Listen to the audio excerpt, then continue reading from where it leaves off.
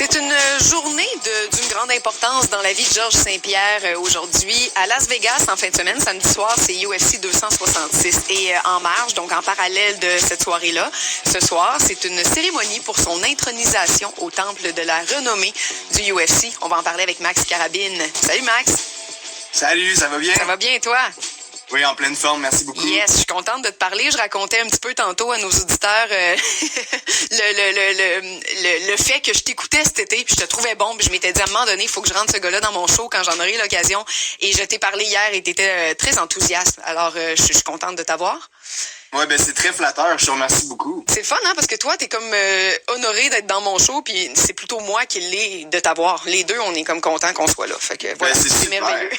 Et je vais en profiter pour dire à nos auditeurs qu'ils peuvent te suivre sur Twitter, Instagram et YouTube. Maxime Carabine, Carabine avec un K. Hey, c'est-tu ton vrai nom de famille, ça? On se demandait ça à la pause. Bien sûr que non, c'est Desalliés, mon vrai nom de famille. Ah, OK. Mais Carabine avec un K. On prend ça pour te suivre. T'es un féru d'arts martiaux mixtes. C'est à quel point c'est gros entrer dans le temple de la renommée pour un gars comme Georges Saint-Pierre? Ben pour Georges Saint-Pierre, c'est pas nécessairement le plus grand accomplissement de sa carrière. Je te dirais que c'est quasiment plus une faveur pour l'UFC que pour Georges Saint-Pierre d'introniser GSP au temple de la renommée, parce que ce gars-là a vraiment fait beaucoup pour le sport puis pour cette ligue-là en particulier. Donc c'est vraiment comme un donnant-donnant, je te dirais. Les deux sont super contents de la soirée qui va se passer ce soir. Puis il l'a su en mai. Puis, tu sais, il a dit, quand il m'a appelé, je savais pas que ça s'en venait, je pensais que c'était pour négocier peut-être un retour, tout ça. Est-ce qu'il savait réellement pas que ça s'en venait? Quand t'es Georges Saint-Pierre, tu le sais, là, que tu vas finir au temple de la renommée. C'est écrit dans le ciel. Absolument. En fait, il a été intronisé au temple de la renommée en mai 2020, mais on le sait, avec tout ce qui s'est passé, ça a été super retardé, ouais. Donc il va être intronisé ce soir à l'UFC, dans le cadre de l'UFC 266. Donc oui, je suis vraiment content pour lui. C'est un super modèle, puis c'est définitivement sûr qu'il savait qu'il allait être intronisé au temple de la renommée. C'est le plus grand athlète de l'histoire du sport, fait que c'était sans aucun doute qu'il allait être la tête d'affiche du temple de la renommée. Ben, parlons-en de ça, là. Il a été au sommet de la division des mi-moyens de 2007 à 2013. Il a fait un retour en 2017 après une pause de 4 ans et il a ravi la ceinture à Michael Bisping, entre autres. Il y a d'autres faits d'armes que ça, là, mais alors, est-ce que c'est le plus grand combattant de tous les temps? Sans aucun doute, Evelyne. Il y a 26 victoires et seulement 2 défaites. Puis les 2 défaites, il les a vengées. Ça veut dire qu'il a battu les adversaires qui l'avaient battu. Il a terminé sa carrière sur 13 victoires de suite. Son dernier combat était en 2017. Puis sa dernière défaite remontait à 2007. Il y a 3 règnes dans 2 catégories différentes. Donc, il a été champion 2 fois des 170 livres, les welterweight, les mi-moyens. Puis il a aussi été champion des poids moyens quand il a battu Michael Bisping en 2017. Est-ce qu'on pourrait même, je pense qu'on pourrait même débattre si c'est le plus grand athlète canadien de tous les temps à s'être illustré à l'international, toute discipline, tout sport confondu. Puis tu sais, en fait, demande à n'importe qui de te nommer le GOAT dans d'autres sports, il y a souvent plus qu'une réponse possible. Mais comme combattant, c'est pas mal unanime que c'est Georges Saint-Pierre. Absolument. Puis les autres GOAT du sport vont te dire que le greatest of all time, le meilleur de tous les temps, c'est Georges Saint-Pierre. Tu sais, on peut penser à John Jones, à Habib Nurmagomedov, à Ronda Rousey, à Uriah Faber, même Michael Bisping, que Georges Saint-Pierre a battu, arrête pas de vanter les mérites de notre Québécois. Fait que sans aucun doute, c'est l'athlète canadien le plus populaire de la planète. Tu vas en Chine, tu vas au Japon, tu vas en Malaisie, tu vas au Myanmar, tu vas en Afrique, tout le monde connaît Georges Saint-Pierre. Et tu sais, à ce sujet, je me souviens d'avoir fait un voyage, je me souviens plus c'était où, là, parce que j'ai fait un tour de l'Asie, mais je pense que j'étais en Thaïlande. Et il y avait Georges Saint-Pierre partout là-bas, mais ça fait vraiment longtemps, là. Et moi, je savais c'était qui, mais tu sais, à peine, à peu près. Et là-bas, il était partout. Alors, je l'avais googlé. Et là, j'avais, oui, c'est le gars, tu sais, qui fait des arts martiaux mixtes, mais il était plus connu là-bas qu'ici, à l'époque, quand il a commencé. Ouais, c'est souvent le cas des vedettes canadiennes. Ils sont souvent connus plus à l'international. Puis c'est le cas de Georges Saint-Pierre. Écoute, il a vraiment marqué l'esprit de tous les gens de la planète. T'sais. Moi, personnellement, quand j'ai recommencé à écouter les arts martiaux mixtes, c'est grâce à lui. J'étais un très jeune garçon, fait que ce sport-là, je le trouvais très violent. Mais Georges Saint-Pierre, c'est tellement un bon gars. Ouais. Ça se dégage. Il y a rien de méchant dans ce gars-là. Il ferait pas de mal à une mouche, sauf dans l'octogone. Fait que ça t'attire à regarder ce sport-là. Puis grâce à lui, je suis tombé en amour avec le sport en général. Puis je suis sûr que je suis pas le seul dans ce cas-là. Là, d'après moi, là, la majorité des Québécois qui tripent sur les arts martiaux mixtes, c'est grâce à Georges Saint-Pierre. Tu as raison de le mentionner, c'est un gentleman, le gars. Là. Puis tu sais, il a toujours été hyper respectueux. Puis c'est peut-être ce qui fait aussi que les autres combattants parlent de lui en bien aujourd'hui, tu sais. Quand t'es un emmerdeur, finalement, ou un mauvais perdant, et personne va te soutenir à la fin de ta carrière, là. Pas du tout. Ben, j'arrête pas de dire ça à mes amis puis à les gens avec qui je côtoie. Tu sais, souvent, là, quand t'as un idole, t'aimes bien un acteur ou t'aimes bien un sportif, t'as pas envie nécessairement de l'entendre parler d'autre chose que de son sport parce que souvent, tu vas être déçu, il va y avoir des allégeances politiques qui sont pas favorables aux tiennes ou peu importe, mais Georges Saint-Pierre, c'est tout à fait le contraire. Tu l'écoutes parler puis t'es vraiment charmé par le personnage, il tripe sur les dinosaures. Fait que, qu'est-ce que tu veux de plus? Ah, c'est excellent. Puis son histoire aussi est quand même cute et attachante. Là. Le petit gars de Saint-Isidore qui vivait de l'intimidation, qui est devenu champion UFC. Ça frappe l'imaginable. C'est super inspirant pour les jeunes. Mais maintenant, outre son côté humain, son côté d'athlète, ce gars, moi je le dis souvent, là, mon respect pour les combattants d'arts martiaux mixtes, c'est que ce sont vraiment des athlètes complets. Et sais-tu combien d'arts martiaux maîtrise Georges Saint-Pierre? C'est pas genre 7, une affaire de même.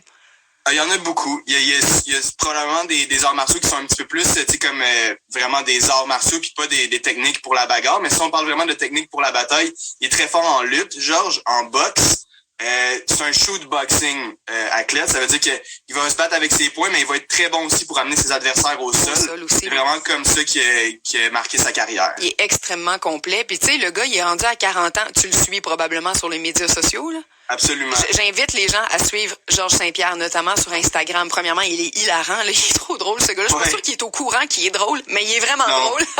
Et j'ai jamais vu un gars de 40 ans en forme comme ça. J'ai jamais vu ça. C'est incroyable. Ah oui, puis même hier, là, tu sais, souvent, vu que c'est l'UFC 266 en fin de semaine, ben on demandait aux athlètes qui vont se battre en fin de semaine qu'est-ce qu'ils pensent de Georges Saint-Pierre.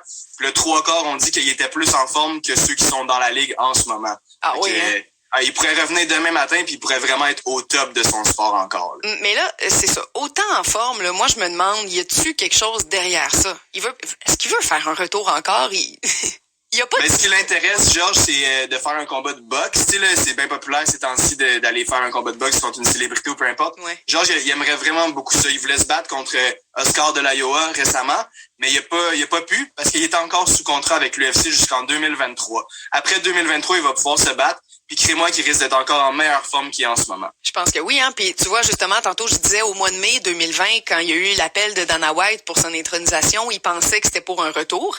Et il a pas dit qu'il voulait plus se battre, hein. Il a dit qu'il voulait plus de contrat qui l'obligerait à se battre. Ça, c'est une nuance importante, là. Un combat unique, il dit pas non à ça, là.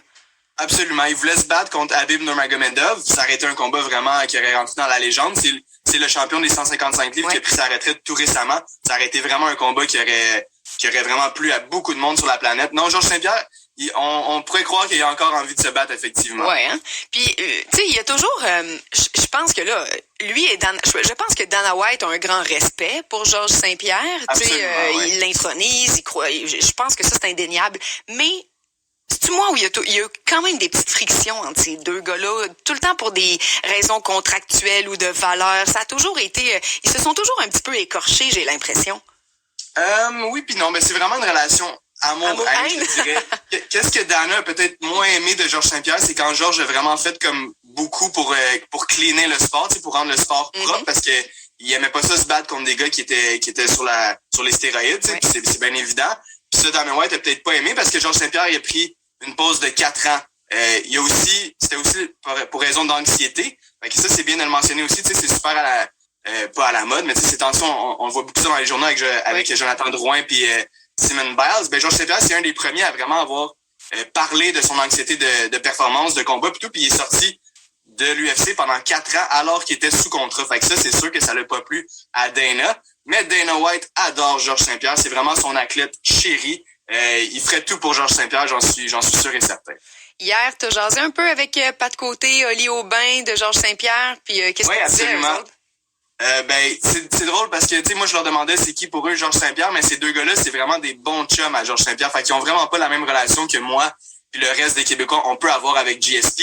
Mais en général, tu sais, qu'est-ce qu'ils vont dire, là, c'est que c'est un homme extrêmement discipliné, dévoué à son sport, passionné, mais surtout très humble. C'est un monsieur là qui va toujours aller voir les gens, qui aime parler avec les gens. Pour l'anecdote, là, tu sais, comme tu l'as mentionné, il se faisait un petit peu intimider. Ben, pas un petit peu. Il se faisait intimider quand il était jeune. Puis quand il est devenu populaire, un jour, il racontait qu'il se promenait à Montréal, puis il a croisé un itinérant, puis il a reconnu l'itinérant, c'était un de ses bullies quand il était jeune à l'école. T'es-tu sérieux? Oui, je te dis, puis au lieu de, tu sais, le narguer ou peu importe, ben, il a dit, hey, mon gars, qu'est-ce que tu fais là? t'as une belle gueule, tu sais, t'as de l'entre-gens, tu devrais pas être dans la rue. Comment, tu sais, prends sur toi. Il a donné une certaine somme d'argent, puis il a dit non, continue, t'es capable, tu sais. Tu vas aller loin dans la vie. Fait que tu sais, c'est juste pour te montrer qui est le personnage de Georges Saint-Pierre. C'est vraiment un bon gars. Ah ouais. Puis justement, ça s'imprègne sur Olivier puis sur Pat Côté. Tu sais, tous les gens que Georges Saint-Pierre côtoie, il leur envoie de la bonne énergie. Puis tous ces gars-là, tu sais, Pat puis Oli, là, c'est tellement des bons gars. C'est en partie grâce à Georges Saint-Pierre parce que il donne l'exemple aux autres. C'est incroyable. Mettons que toi qui suis le UFC là assidûment, est-ce qu'il y a quelqu'un parmi les combattants actifs présentement qui se rapproche un petit peu, selon toi, du talent de Georges Saint-Pierre? Ou qui pourrait, peut-être, un qui... Non, pas vraiment. Sinon, il y avait Habib Nurmagomedov, comme je t'ai mentionné, qui était champion des 155 livres, mais il est retraité depuis presque 1 an maintenant. Fait que sinon, là, il y a vraiment personne qui accote GSP. Je dois dire que dans les 170 livres, la catégorie dans laquelle Georges Saint-Pierre se battait, le champion, Kamaru Usman, est vraiment sur une bonne run en ce moment, puis il se rapproche des records de Georges Saint-Pierre.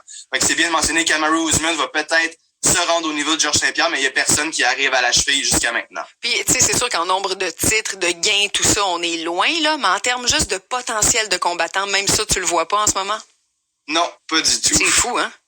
Ah non, écoute, 26 victoires, 2 défaites seulement, puis les 2 défaites, il les a vengées. Non, il y a personne qui se rapproche de ça. T'as John Jones puis Habib, mais les 2 sont aussi retraités. Ça, c'est vraiment les 3 plus grands athlètes d'arts martiaux mixtes de tous les temps. Puis ça m'étonnerait bien gros qu'il y ait quelqu'un qui se rapproche de ces 3-là un jour. Puis en finissant, Max, on a-tu des Québécois qui, tu sais, c'est tout le temps un petit peu compliqué, hein, la représentation québécoise dans l'UFC, là, on a eu il y a eu des bons combats, là, récemment, mais y a-tu, sur qui on pourrait regarder aller, là, avoir un peu d'espoir, là, d'être bien représenté, là? Bien sûr, les arts martiaux mixtes québécois se portent très bien, Evelyne. En ce moment, on a 3 Québécois dans l'UFC. Eman Zahabi, qui est le petit frère du coach à Georges, Firaz. Il y a Marc-André Barriot et Charles Jourdain. Puis je te dirais que dans la prochaine année, là, ça ne m'étonnerait pas de voir 3 autres Québécois rentrer dans l'UFC. Michael Dufort, qui a remporté son dernier combat dans une ligue super importante. Fait qu'il est vraiment à comme... Il est dans quel circuit, lui? Lui s'est battu au CFFC, qui est une promotion de Philadelphie, puis qui est vraiment une bonne promotion qui envoie plusieurs combattants à l'UFC. Le champion des 170 livres de cette promotion-là, c'est Johan Lennes, un autre Québécois, qui lui va se battre au Dana White Contender Series. Puis ça, c'est une série où Dana White, il va chercher les prospects un petit peu partout dans le monde. Il les fait se battre, puis le gagnant a une chance de signer un contrat à l'UFC. Je serais vraiment pas étonné que Johan Lennes remporte son combat puis signe à l'UFC dans les prochains mois. Puis il y a aussi Corinne Laframboise, qui est vraiment très près. J'allais reçu l'autre jour. Ouais, elle est vraiment charmante, puis elle est sur une très bonne lancée, super bonne athlète. Fait que je serais pas surpris de voir ces 3 Québécois-là dans l'UFC. Fait qu'on serait à 6 Québécois en 2022. Ce serait vraiment du jamais. C'est beaucoup. Ouais, effectivement. Ouais. Puis parce que tu me parles de Corinne, moi je la suis, là, je l'aime beaucoup cette fille. Puis elle me dit souvent, faut que tu gagnes, là, c'est sûr, faut que tu sois bon, mais faut que tu donnes un show avant tout. Ouais. Pour être remarqué par Dana White, là, c'est dans le spectacle que t'offres, tu sais. Absolument. Puis elle, Corinne, donne tout le temps tout un show. Ouais. Hey Max, merci infiniment, c'était le fun.